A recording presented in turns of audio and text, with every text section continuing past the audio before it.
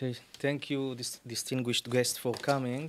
And I think it's a good introduction that you gave about also the hate propaganda and the indoctrination that various religious states try to spread hate propaganda in the West. So I'm going to speak about part of the solution.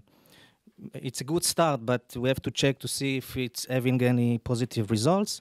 But I think it's a very historic, even historic effort to change the situation, to win the hearts and the minds of Muslims all over the world. And in this session, of course, the focus is in Muslims in the West. And as you can see by the titles, I will speak about Al-Azhar. Now, the battle against Islamic terrorist organizations cannot be decided only by boots on the ground. And as you mentioned, it must be implemented as well on the ideological aspect as well. The rise of ISIS in 2014 and its colossal success in recruiting thousands of Muslims volunteers from the West have only increased the conscience that much efforts need to be invested in order to defend the minds of society from the brainwash of terrorist propaganda. Since 9/11, Western countries have been using local religious Muslim authorities to portray Islam as a religion of peace and denounce violence in the name of Islam. In recent years, there is a growing involvement of significant prestigious Muslim religious authorities from the Muslim lands in these efforts, assuming that their influence will be more effective on Western Muslims communities. In this lecture, I would like to focus on Al-Azhar, the religious establishment in Egypt, which has been taking an active role since 2015 in fighting radical ideologies, preventing radicalization, and cultivating a moderate version of Islam around the world, including the West. Now, my argument is that Al-Azhar has capitalized this role, exploited in a positive way, this role to deepen its influence among Muslims communities in the West and to empower moderate Western Muslim religious authorities who support him and show willingness to adopt its teaching. Al-Azhar succeeded to brand itself as a prominent Sunni religious authority that leads a front against Islamic terrorist organization and successfully builds bridges with Christianity and the Western world.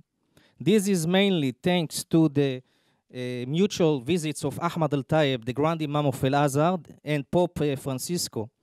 In April 2017, the Pope visited Al-Azhar in order to participate in a peace conference to prove that Christianity and Islam can coexist and that violence in the name of religion is not acceptable. The visit conveyed a symbolic message and the recognition that Al-Azhar is a global leading Sunni religious authority. And in last February, Ahmed al-Tayyib and the Pope signed on a human fraternity to promote coexistence, tolerance, and cooperation in this matter. And but what is the reason that Al-Azhar is playing such a role? So first of all, Al-Azhar is an old Sunni religious authority that exists more than 1,000 years and is widely appreciated throughout many parts of the Sunni world. Second, can you hear me also without the microphone? Okay. Second, it has good ties with many Muslim communities around the world. And third, most of Azhar scholars belong to the Ash'ari and the Maturidi doctrines, moderate Islamic theological schools of thought. Moreover, many of Azhar scholars support as well as Sufism, the spiritual dimension of Islam. Fourth, in December 2014, the Egyptian Abd al-Fattah al-Sisi, the president of Egypt, tasked Al-Azhar to lead a front against radical Islam ideology, such as of Al-Qaeda, ISIS, the Muslim Brothers, and even the Hizb al-Tahrir and other radical Islamic groups. Now, Al-Azhar has about 18 branches around the world, which help to increase its influence. In the West, there are only few official branches, but this seems to be changed as Al-Azhar intends to open new branches in the coming year. Now, okay, this is, excuse me.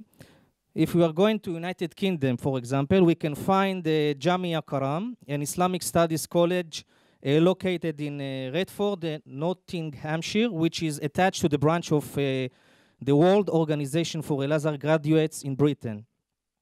Like Al-Azhar, Jamia Karam cultivates values of citizenship, patriotism, tolerance, coexistence, and fights against radical Islamic ideologies. And beside that, Al-Azhar has also a 12 delegation in several European countries, such as in Spain, Switzerland, in which they are trying to consolidate the ties with the local Muslim communities. As a matter of fact, Muslim religion scholars in the West, in West Europe particularly, who mainly belong to the Sufi school, call their governments to give a bigger role to Al-Azhar in the European religious public sphere. For example, in January 2018, 100 British imams and scholars wrote a letter to supporting Al-Azhar and Ahmad al-Tayeb for promoting the moderation of Islam and building bridges with other faith communities, such as the Anglican Church. In February 2019, this year, the Imam of Luzon in Switzerland asked the authorities to support Al-Azhar in order to restrain the influence of the Muslim Brothers who control and dominate many mosques in the country. Similar demands was also raised in France this year. Now, what is the reason for that? This demand lies in the tension between Sufi scholars to rival Muslim schools of thought, mainly the Salafi and the Ikhwani, the Muslim Brothers ones. The support or belonging of many Al-Azhar scholars to Sufism, the growing global popularity of Al-Azhar among Western politicians and Christian scholars, especially the Vatican, and its determination to fight against extremism are among the reason why Sufi scholars in the West encourage local politicians to give Al-Azhar an active role in Europe. While Al-Azhar encourages European countries to support all Western moderate Islamic institutions that adopt Al-Azhar curriculum. Now, the Al-Azhar curriculum is not perfect. It's also, there is job to be done because there are traces of extremism, but I will mention it later.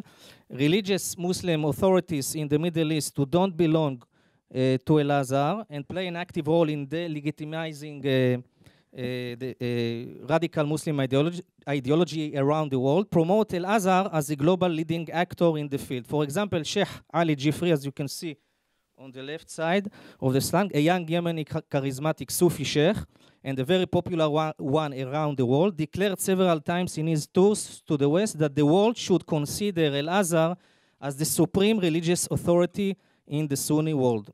Al-Azhar is trying to cultivate a moderate Islam and to strengthen its influence in the West by engagement in training European imams. At the beginning of 2019, Al-Azhar launched the Academy for the Training of Imams and Preachers. This year, Muslim imams and scholars from Germany, Sweden, and United Kingdom were trained by Al-Azhar scholars in Cairo, who gave them tools, knowledge, and guidance how to build strategy of disseminating counter-narratives and cultivating a bridge with non-Muslims. Now, concerning Germany, the Turkish Islamic Union for Religious Affairs, which was a major player in training and financing imams in Germany, lost its credibility in the eyes of Germany due to Erdogan, the president of Turkey, because he is trying to exploit this network in Germany to maximize and gain political goals. And now it seems that Al-Azhar is replacing the place of this Turkish association. This year, at the beginning of 2019, the French President Emmanuel Macron met Ahmad al-Tayeb in Cairo and called for all French imams to be trained at Al-Azhar. Now, let's see if it's going to happen, but this is it's a trend that more European states recognize and willing to give this task to Al-Azhar. Now, another platform that Al-Azhar is trying to promote moderate Islam and to weaken radical Islamic Muslim groups is by the Global Fatwa Center that was established in November 2016, based on a decision from Ahmad al-Tayeb to monitor extremist fatwas online and to respond to them in more than 10 languages, among them English, French, and German. And now this is a very important platform that aims to give an immediate response to Muslims around the world who wish to receive a legal opinion on specific religious issue via phone, email, or a social media network, and to counter radical fatwas. As one of Al-Azhar scholars said, publication of one wrong fatwa in the West can negatively affect the lives of thousands of Muslims. Now, for example, as you can see, Al-Azhar issued fatwas that it's forbidden to kill monks, it's forbidden to destroy churches and other places that, holy places of other faiths, in order to cope with these fatwas of ISIS and other radical groups. Another fatwa that Al-Azhar warns the Muslims don't use the tool of takfir, labeling a Muslim as an infidel, because it's you open a very wide open to label someone as an infidel if he doesn't fit your thought. So also the social media networks. Al-Azhar used the social media networks to disseminate these humanitarian ideas, to influence the minds of the Muslims. For example, in May 2019, he launched a campaign that calls the Muslim around the world, and this was in several languages. Don't spread rumors, don't spread fake news, because this is the source for confusion, for fear. The terrorist organization like to spread this fake news, so don't be affected and don't be part of this dissemination of these fake news. This is more examples of campaigns of Al-Azhar in social media networks. As you can see, humanitarian messages. This is a magazine for children, El Nur magazine, which is originally is published in Arabic, but it also translated to Western languages and is being disseminating in Western countries, French, German, and English, to educate the children from, let's say, from ages between 6 to 18, how to accept the other, not to be fed by hate, but to cultivate coexistence. Now, if we wrap up, Al-Azhar is playing an important role, and even historical one, in cultivating a moderate Islam and fighting radical ideologies. However, it's too early to assess the scope of its success in this matter. First of all, Al-Azhar must remove all traces of extremism from its curricula. Now, I see that also the Saudi Arabia, which I don't think is discussed much in the conference, but Saudi Arabia is trying to affect, by giving money to some Al-Azhar scholars, to change or to keep some of the parts of this curricula that is also learned and disseminated in the branches of Al-Azhar abroad. What does it mean?